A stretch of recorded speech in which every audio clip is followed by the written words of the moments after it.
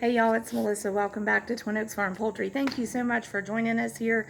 We're actually finishing up our countdown to meat bird move-in day. We have 300 Cornish Rock Cross meat chickens that will be just hatched, arriving tomorrow, which will be August 23rd. So August 22nd is our final day of preparing for them. And this is really an important day. It's kind of the culmination of all of the planning and all of the preparation that we've done ahead of time to get ready for these chicks to move in. So it's a great day at Twin Oaks because we have our brooder set up, ready to go for our chicks.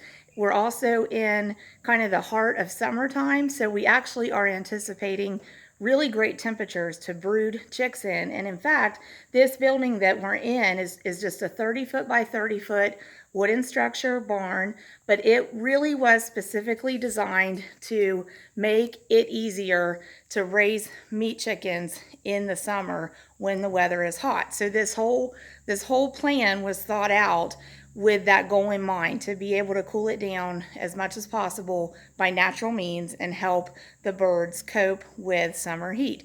And it really, like I said, it really looks like it's going to be a good start weather-wise to these birds. And that can really be hit or miss.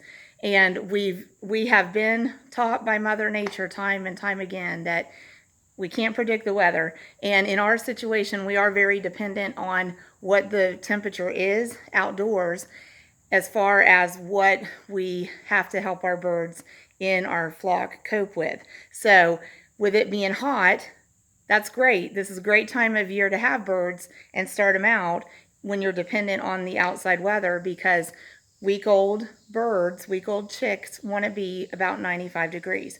So it's going to be in the 90s. In fact, we have an extreme heat advisory basically rolling in as today goes on, and the forecasters have put out this advisory that extends pretty much into the coming weekend. And, that's of course just to make people aware that, take extra precautions, stay hydrated, don't get overheated.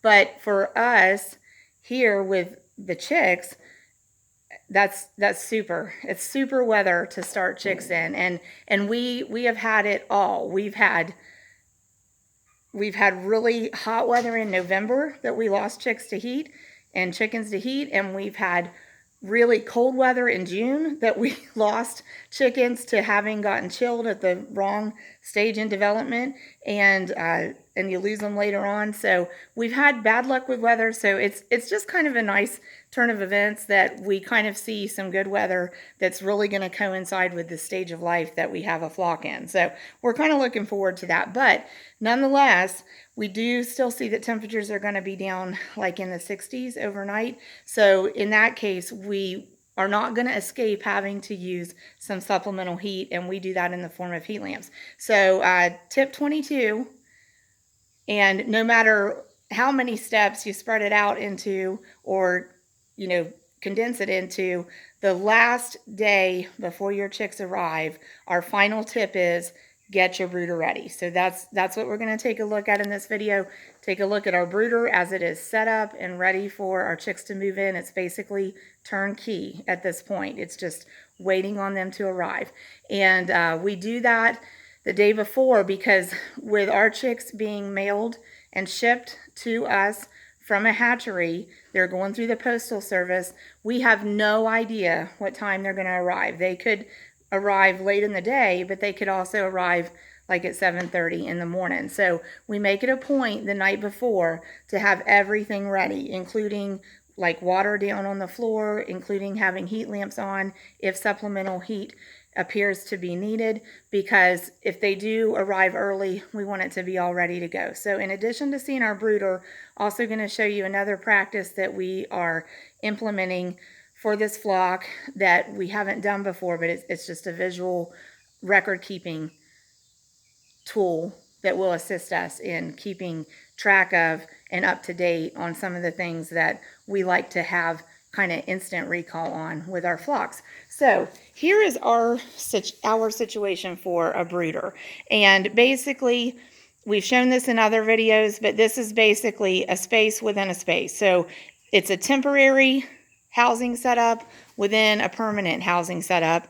And in our case, we do this because we like to have zero stress later on in the process when these birds have grown a little bit more after about 2 or 3 weeks. They typically need more room than you start them out in, and we want that to be a zero stress event when they go from their brooder space to the space that they're going to grow and finish in. So that's what we have here in our 30-foot by 30-foot meat production barn.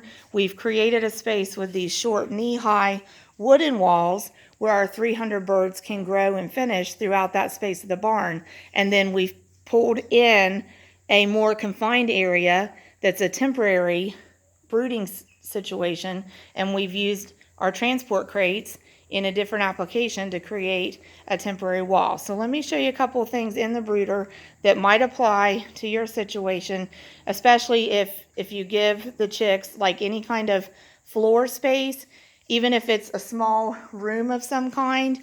There's a couple things that we would recommend. So one of those things is to round out or block out the corners somehow. And right there is an example of that. It's just a piece of scrap wood, but without it, you have a 90-degree angle in the corner. Chicks want to pile up in there and they can smash each other. So if we put just something in there to block it, that helps prevent that. And they might still lay against that perimeter, but they aren't going to smash each other back in there.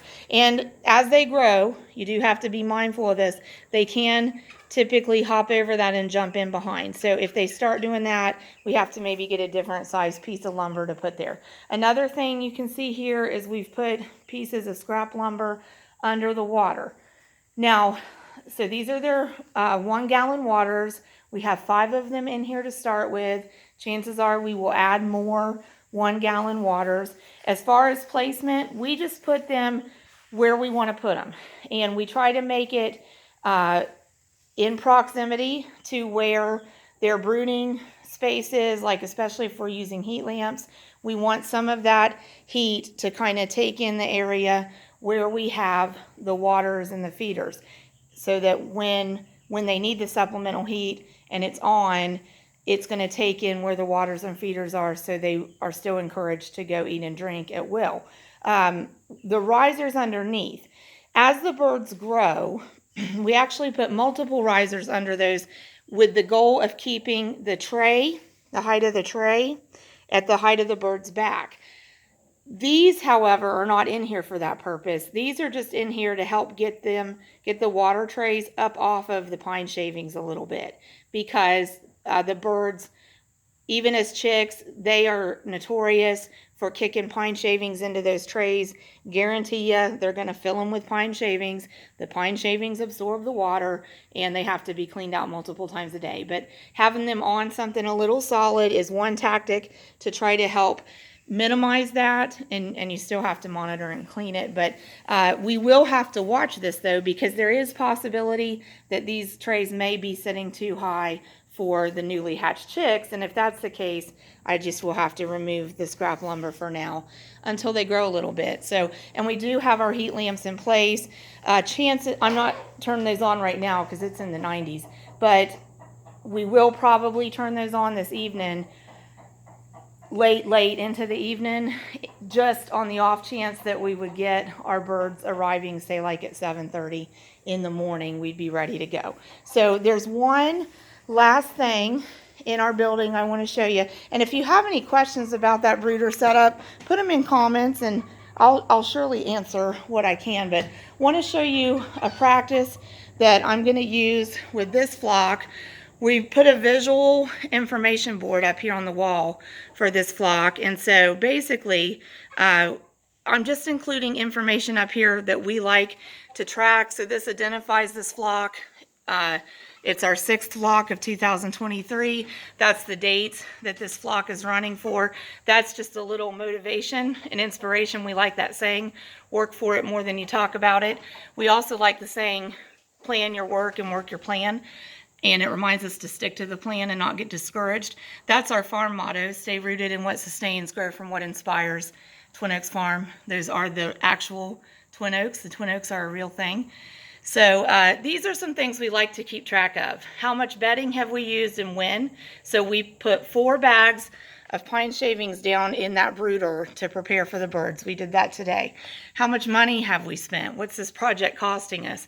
We have already spent $700, you're reading that correctly, $700 on 40 bags of feed, which is what this is, and 5 bags of pine shavings. So the running total cumulatively right now is 700. And then we will also note when we open a bag of feed, the date, how many bags, and what protein value that feed was. And this section will be for notes. And one of the things that we will also keep track of on that board is mortality. So unfortunately, raising meat chickens, you typically lose some. Cornish rock cross meat chickens, while they seem robust because they grow quickly, they are really kind of fragile because they have a tendency to die from heart failure during production prior to processing. So we keep track of that and try to keep an accurate count. So we're expecting 300 birds. There may be a few extra. We're going to do a video and show moving them in. So join us, please, on August 23rd for day 1 of tracking the progress of a flock of meat chickens. Thank you so much for joining us. We hope that y'all are doing great. Please subscribe to our channel and please share it with friends and family if they might be interested in this process of raising homegrown, wholesome, and delicious poultry. Thank you so much. God bless y'all.